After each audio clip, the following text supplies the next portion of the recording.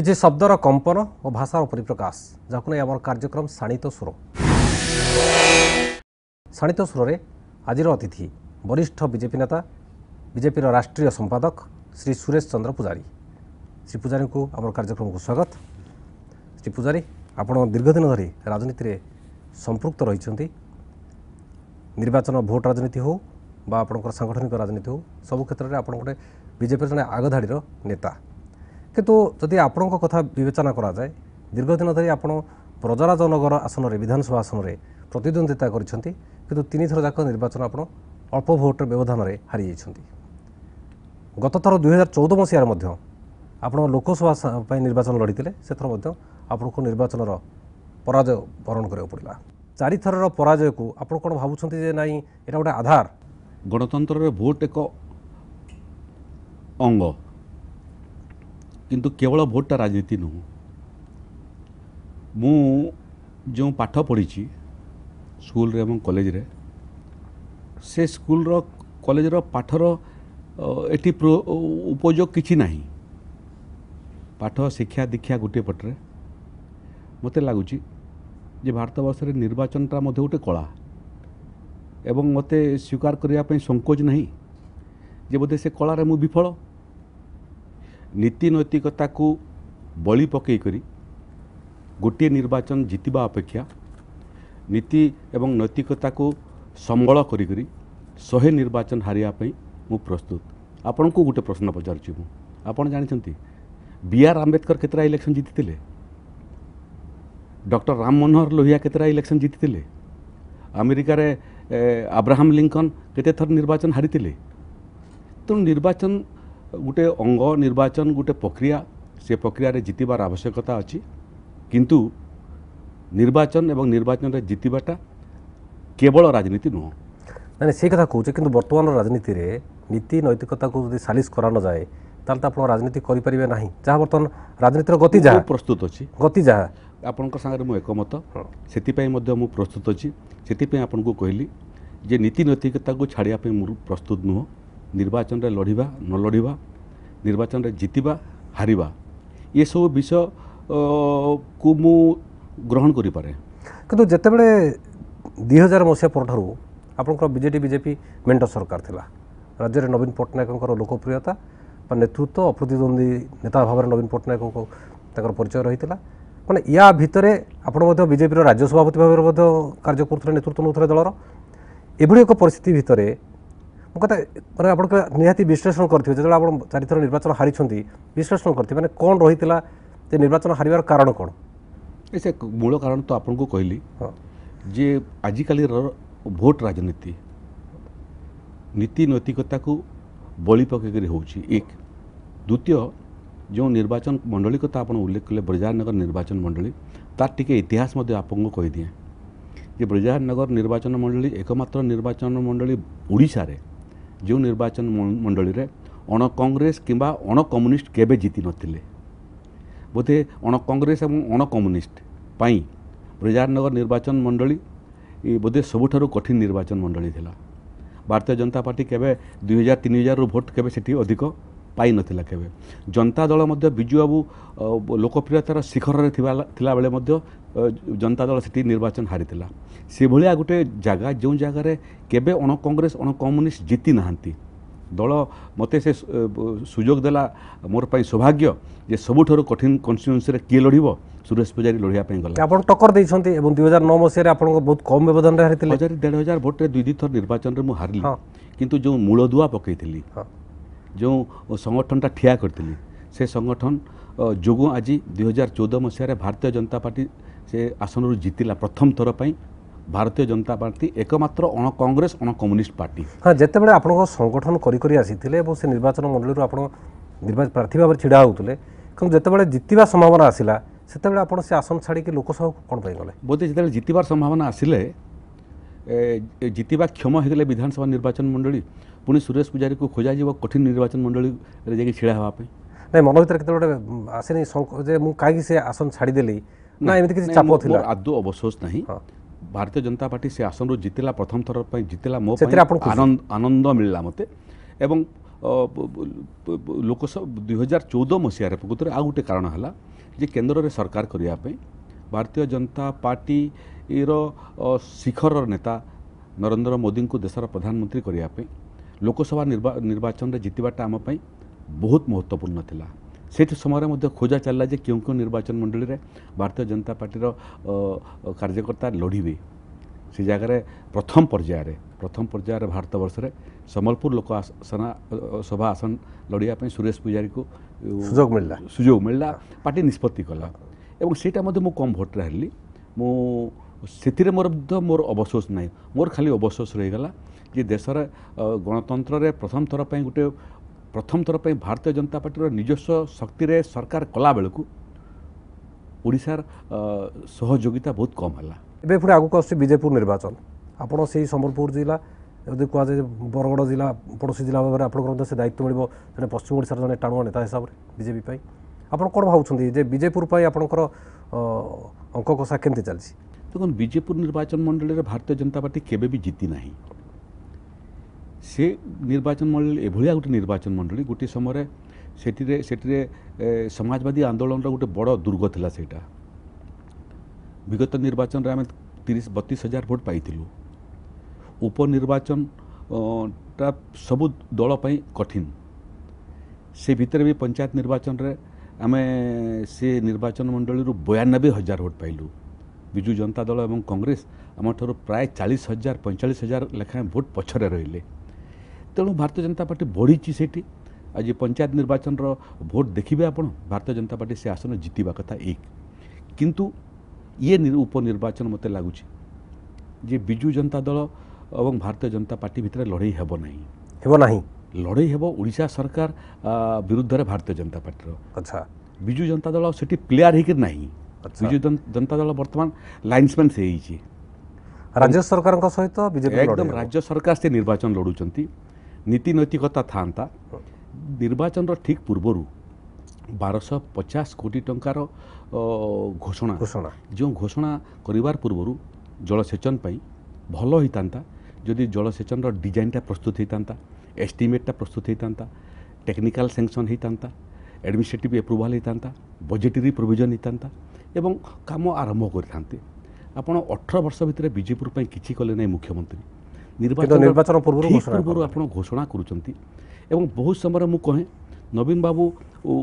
प्रकृत में प्रकल्पर गर्भधारण करिवारे बोधे भारत वर्षर श्रेष्ठ मुख्यमंत्री कनसिप्ट भल करती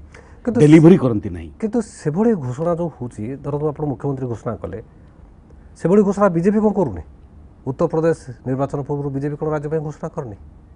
माने जदि आप दुईटा दल बाहर को जो दल जो सरकार रही स्पष्ट कर देते आप कन्फ्यूज होती जिते निर्वाचन मैनिफेस्टो आसे से घोषणा करते आम यहाँ सब करा समस्त अधिकार अच्छे विजु जनता दल अधिकार अच्छी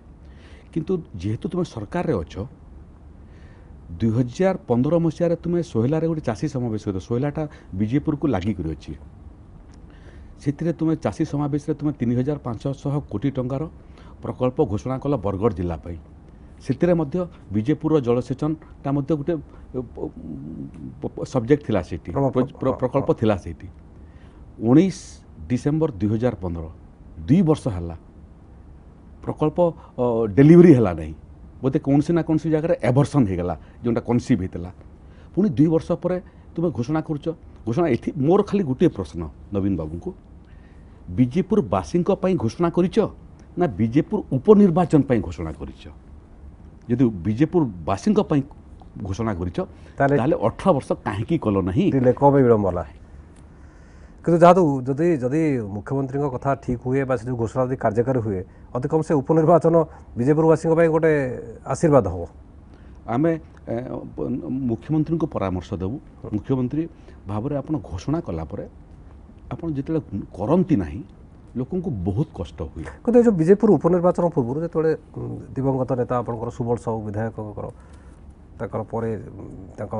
धर्मपत्नी बीजेडी सामिल हो गले और बीजेडी प्रार्थी घोषणा कर सारा बीजेडी जो आगुरी थे असंतुष्ट नेता सी बीजेपी सामिल हो गले अशोक पाणिग्राही कहता ये जो दल बदल ए दलर नेता से दलर नेता से दलर ताकू नहीं आप प्रतिक्रिया प्रकाश करते आपंकर जो बीजेपी जो समर्थन कर बीजेपी नारायण साहू तांको जदि गुरुत्व दि जाता ठीक होता नहीं से कथा आदौ कही नहीं मु खाली यही कथा कहवाई चेष्टा कली जे देखो राजनीतिर परिभाषा बदली जाऊँगी आपन जो प्रश्न मत प्रथम पचारुले निर्वाचन कथा निर्वाचन सर्वस्व राजनीति हो जाऊँगी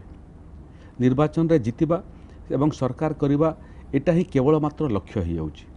राजनीतिर लक्ष्य जदि केवल निर्वाचन जितिबा एवं निर्वाचन लड़िबा ताले गणतंत्र भुशुड़ी पड़ो सुबल साहू को जिते थर भेटी से तांकर वेदना कहते जे कांग्रेस पार्टी थिबा कारणरू नवीन बाबू एवं विजु जनता दल सरकार बीजेपुर विकास करू नाहंती एवं बीजेपुरवासी तीन तीन थर तांको भोट देला परे मध्य से समय मोर मत थिला जे निर्वाचन थरे सरीगला परे किए बीजेपी किए कांग्रेस किए बीजेडी ए सब न देखिक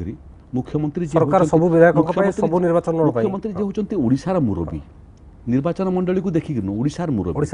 तेणु ओडिशार विकास पई एवं ओडिशार 147 निर्वाचन मंडल विकास पई मुख्यमंत्री दृष्टि देबा कथा किंतु सुबल साहूकर जदि एते वेदना थिला दल को नहीं कि बा सरकार को अणदेखा को नहीं कि ताले मगा स्वामी को एई प्रकार जदि वेदना जंत्रणा रही ताले ताको स्त्री पुणी से दल शामिल केमति जेहेतु सुबल बाबूंकर से स्त्री एवं जड़े मातृशक्ति जो दल तुमको सुजोग देला एमएलए हेवाई जो दल तुमको सुजोग देला एमपी हेवाई जो दल तुमको सुजोग देला मंत्री हेवाई मुख्यमंत्री हेवाई बहुत समय हुए से दल को बहुत समय लोक छाड़ी दिंती से दल को तांकर उत्तराधिकारी मैंने छाड़ी दिंती मत लगुच एटा भी गणतंत्र पे आदौ शुभंकर नुह ठीक है श्री पूजारी आम देखा शाणित स्वर में आम आलोचना करुले वरिष्ठ बीजेपी नेता श्री सुरेश पूजारी सहित ये समय होइछ एक विरति पर श्री पूजारी आलोचना जारी रह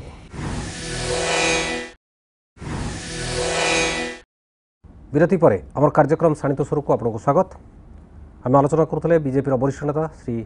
सुरेश चंद्र पूजारी सहित श्री पूजारी जो कथा कहला जे बीजेपुर कथा हो आपणकर निर्वाचन वाली कथा हो आगक साधारण निर्वाचन आसूची बीजेडी और बीजेपी मध्य एक प्रकार अघोषित युद्ध आरंभ हो जाए सबुदिन आपड़ देखुए बीजेडी और बीजेपी रणहंकार दौरान आरोप प्रत्यारोप चली गोटे अघोषित युद्ध वाक्य युद्ध से वाक्य युद्ध भितर आप भावुं कि बीजेपी किसी सेमती किसी प्लस पॉइंट रही जो कथा कहुच्छी बीजेडी विरुद्ध जो आरोप लगे ता भितर केवल राजनीति रही ना किसी आधार रही से पुणी आपको आउ थे मुझे चाहे जे आरोप मध्य सत्य उपरे पर्यवेसित हवा कथा आरोप प्रत्यारोप तो गणतंत्र रे रहिबो राजनीतिक प्रतिद्वंदी रहिबो राजनीतिक प्रतिद्वंदी मध्य रहिबो किंतु तुतु मेमे पर्यंत जीवा उचित नुह प्रसंग भित्तिक आलोचना समालोचना हवा कथा नंबर 1 द्वितीय हला जे भी सरकार था आज विजु जनता दल सरकार अच्छी काली भारतीय जनता पार्टी सरकार रहो जी भी सरकार अच्छी सरकार थिबा लोकर सहनशीलता हवा कथा मत लगुच जे समालोचना को सह्यापी विजु जनता दल प्रस्तुत नुह जो मैंने समालोचना को सह्यापी प्रस्तुत नुहति मत लगुच से राजनीतिर परिभाषा भिन्न एवं मिथ्या आरोप जे जो दल पछे होना कहीं मिथ्या आरोप करवाटा एटा गणतंत्र शुभंकर नुह कथा कथार आप केन्द्र को दायी आपण जोटा करें जोटा हो गला जोटा डेलीवरी है से आपण श्रेय निजे नेबे जोटा डेलीवरी होगा पूर्व कनसीव होता किंतु मिसक्यारेज होगला कि एबर्सन होगला से आपड़ कहे केन्द्र दायी आपणकर बाड़ी रे षंड पशिगले केन्द्र दायी आपणकर बाड़ी रे भल फसल हेले आपन दायी मत लगुच जे सफलतार श्रेय जो मैंने नेबापी चाहूँगी विफलतार रेस्पॉन्सिबिलिटी नेबार सत्साहस रहा कथा विजु जनता दलर विफलतार बोझ बोहवाई सत्साहस नहीं सेटा गणतंत्र शुभंकर जो केन्द्र दायी और राज्य दायी माने जो बीजेडी और बीजेपी केन्द्र में गोटे सरकार राज्य में गोटे सरकार आप भावना कि जो संघीय व्यवस्था भितर गोटे संघीय व्यवस्था को प्रभावित कर जो सुस्थ परंपरा था संघीय व्यवस्था बहुत समय धरी केन्द्र में गोटे सरकार शासन करुला राज्य में गोटे सरकार शासन करुला कि नुहे जो कोऑर्डिनेशन रहा कथा जो समन्वय रहा कथा से समन्वय कौन पे रोनी मत लगुच धीरे धीरे धीरे धीरे गवर्नेंसटा पथच्युत हो এবং ଓପୋଜିସନଟା ମଧ୍ୟ ବିରୋଧୀ ମଧ୍ୟ ଯେଉଁ କନଷ୍ଟ୍ରକ୍ଟିଭ ରୋଲ୍ ଯୋଉଠି ଥିଲା ମାନେ ଯୋଉଟା ତେଣୁ ସେ ବ୍ୟବସ୍ଥା ଯୋଉ ଥିଲା ହଁ ଭଲ କାମ କଲେ ସରକାରୀ ଦଳ ତାର ପ୍ରଶଂସା ମଧ୍ୟ କରିବା କଥା। ଧୀରେ ଧୀରେ ଧୀରେ ଧୀରେ ସେ ପରମ୍ପରା ଯେଉଁଟା ସ୍ୱାଧୀନତା ପରେ ପରେ ସେ ପରମ୍ପରା ଥିଲା ସରକାରୀ ଦଳ ଆଲୋଚନା ଏବଂ ସମାଲୋଚନା ପାଇଁ ଡାକୁଥିଲେ ଏବଂ ଯେଉଁମାନେ ଆପଣ ଯେଉଁ ଜଣେ ସମାଲୋଚନା କଲେ ତାର ଭୁଲଟାକୁ ସୁଧାରି ପାରିବ। ଆଉ ଗୋଟେ ଆପଣ କହିଦେଉଛି ଜାଣିବା କଥା ଏବଂ ଆପଣଙ୍କ ମାଧ୍ୟମରେ ଲୋକ ବି ଜାଣିବା କଥା ନେହେରୁ ଭାରତବର୍ଷର ପ୍ରଥମ ପ୍ରଧାନମନ୍ତ୍ରୀ ହେଲେ। ନେହେରୁଙ୍କ ବାବଦରେ ମଧ୍ୟ ବହୁତ ଆଲୋଚନା ସମାଲୋଚନା ହୁଏ ସେ ପାର୍ଟଟାକୁ ମୁଁ ଯିବା ପାଇଁ ଚାହୁଁନାହିଁ କିନ୍ତୁ ନେହେରୁ ଡେମୋକ୍ରେଟ୍ ଥିଲେ। ନେହେରୁଙ୍କର ସାଙ୍ଗରେ ପ୍ରତ୍ୟେକ ଥର ଡକ୍ଟର ରାମ ମନୋହର ଲୋହିଆ ନିର୍ବାଚନ ଲଢ଼ୁଥିଲେ ହାରୁଥିଲେ କିନ୍ତୁ ରାମ ମନୋହର ଲୋହିଆଙ୍କର ଯୋଗ୍ୟତା କାରଣରୁ